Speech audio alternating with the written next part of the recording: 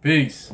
It's Wise King for Wise Words Media, and today's video is about the possibilities that are out there for Canelo and Golovkin if they don't meet up come Cinco de Mayo weekend 2018. So Canelo's corner and his people already put it out there that there's a possibility that they may not be looking for an immediate rematch. So in that case, here's some scenarios for both individuals.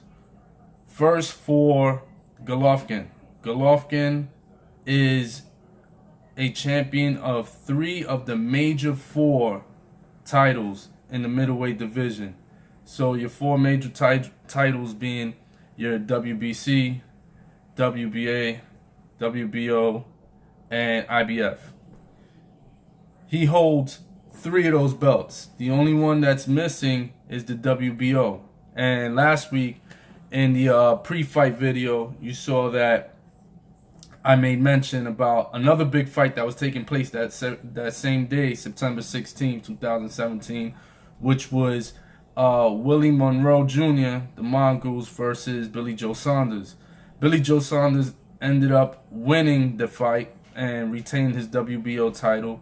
So he is still the WBO champion. He's somebody who's been in talks to fight Golovkin for a while because Golovkin just wants his belts. I just want my belts. Give me belts. Give me belts.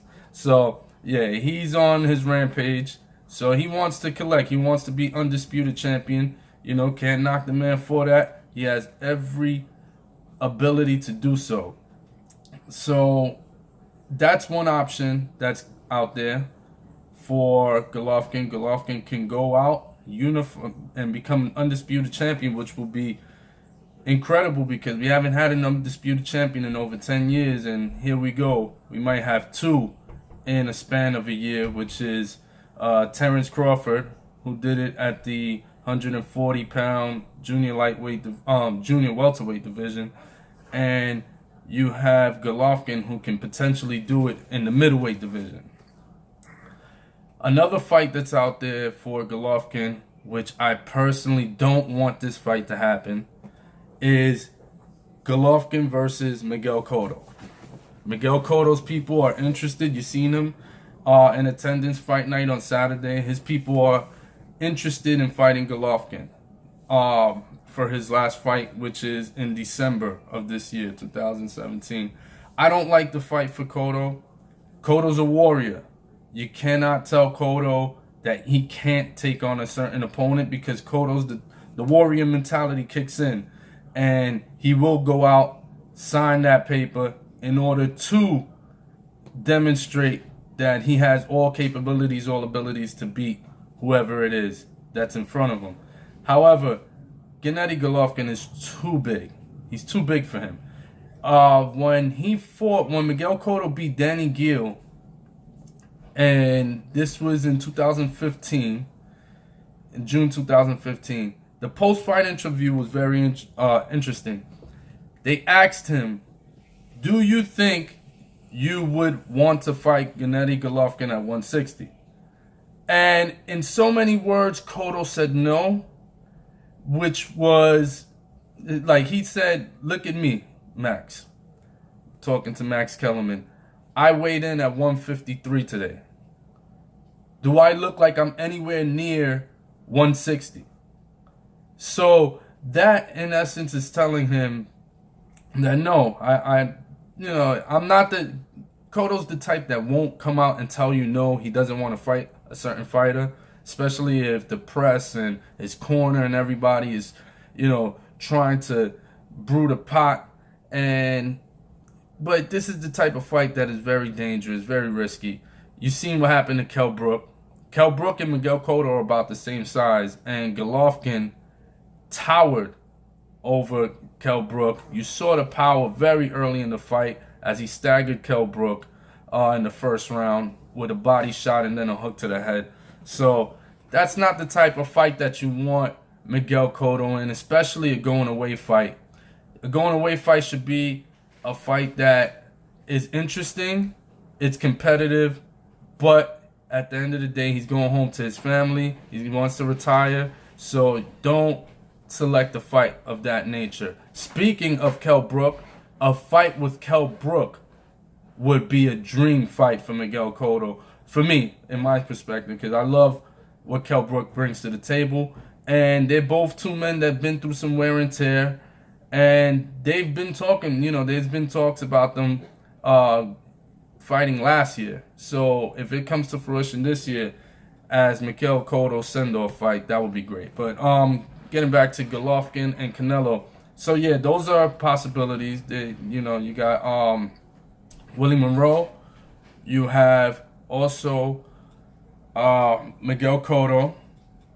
Excuse me, not Willie Monroe. Billy Joe Saunders, Miguel Cotto, and these are a couple of the front-running names that you have for a possible Golovkin fight if the Canelo rematch doesn't immediately take place Cinco de Mayo weekend. Now, when we're talking about Canelo Alvarez seems to have a few more options on the table. Just like Golovkin, Canelo Alvarez also has Miguel Cotto as an option. Miguel Cotto would like to avenge that loss that he took to Canelo back in 2015. So that's on the table. Also, there is a fight for... Well, let me backtrack a little bit. That's on the table in the event that Canelo would like to honor and grant Cotto that fight for December. Because remember, Canelo is now the two-time-a-year guy. The two biggest nights of boxing in the United States are Cinco de Mayo weekend and Mexican Independence Day weekend. So that would be, if Canelo would grant that for him, he would have to step out of what is his now norm, those 2 days, and give him a rare appearance in December. But I highly doubt that happens. But that's one possibility. Another possibility that exists, which is an interesting one, is Danny Jacobs.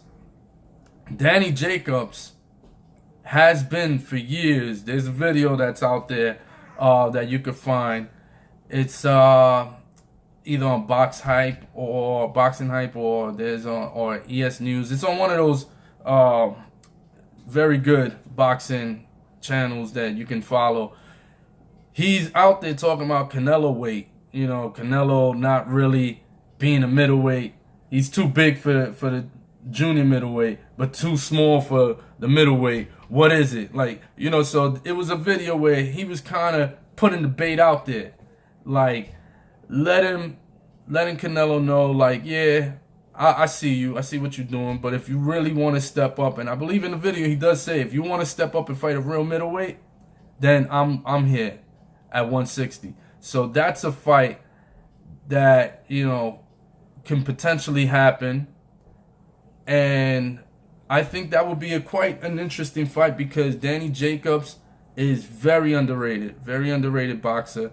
To me, he's the second best middleweight in the entire division, even with Canelo in the middleweight division. Danny Jacobs is a natural 160, very solid boxer, won the Golden Gloves multiple times, and he has a great jab, great pop to his punch, works his angles. You've seen the intelligence, the boxing IQ in the Golovkin fight. I even thought the Golovkin fight was a draw, or could have even favored Danny Jacobs. But yeah, that's another fight that could potentially happen for Canelo Alvarez. And a third option that's out there for Canelo Alvarez for Cinco de Mayo weekend would be a fight with his fellow stablemate, David Lemieux. David Lemieux was the plan B for September in the event that they couldn't come to terms with Gennady Golovkin for this past Saturday, September 16, 2017. If they couldn't come to terms with Golovkin, that was going to be the fight we were going to see this past weekend. It was going to be David Lemieux versus Canelo Alvarez. The fight would have been extremely easy to make because they're both under Golden Boy promotions, and Oscar De La Hoya would have made that happen in an instant. So that's another fight, another possibility that you can see happening if that Golovkin rematch doesn't immediately take place Cinco de Mayo weekend. I hope that it does happen. I would love to see that fight again. It was a good fight, very competitive. The nature of people going back and forth, some saying Canelo won, some saying Golovkin won, some saying it was a draw. Like, just the fact that there's debate and there's enough substance to support a debate, for me, speaks volumes about the fight. It was a great fight. They should get it on again, no question. But I think Golden Boy will be very crafty about this situation. They will let Golovkin fight another fight, get banged up a little more, because just like Teddy Atlas said in his superb wisdom, he said, every time a fighter goes into a fight, they leave the fight, they leave that ring a little less of themselves, which is an excellent analogy. So they might want him to fight another fight before their targeted rematch date, which I think, in my opinion, is going to be September of 2018. Mexican Independence Weekend of 2018. So I think that's going to be where it plays out. I think Golden Boy's very crafty. They ducked Golovkin for 2 years already because they thought Canelo needed more grooming. He wasn't quite the middleweight. His body, they felt, wasn't at middleweight, even though he couldn't make 154 anymore. So I don't know how is it that he wasn't at 160 yet, but that's another topic for another day. But in any event, I think they're gonna make Golovkin go into the ring, get banged up against somebody else, or let him accomplish his history, let him become an undisputed champion. This way, going into September, there's an added element into the fight where the undisputed champion at the middleweight division, Gennady Golovkin, is going to fight Saul Canelo Alvarez in the much anticipated rematch of last year. So that's my opinion. I think it's going to be September 2018. Hopefully I'm wrong. There's one of the few instances in life where I hope I'm wrong. I hope we get it sooner so we can have the closest thing to the purest version of Golovkin that we know and come to know of, which is the tyrant, the beast that just walks right through people. You've seen him walk through punches that Canelo was throwing and coming back with some of his hard-hitting shots too. And Canelo, much respect to him from this fight because he showed and proved that he has a beard. And I'm not talking about that ginger red one that's on his face. I'm talking about a chin. He took some shots that were knocking out natural middleweights. So that's it for this video. This is Wise King for Wise Words Media. And follow us on YouTube, follow us on Facebook, Instagram, and we'll be reporting more. Peace.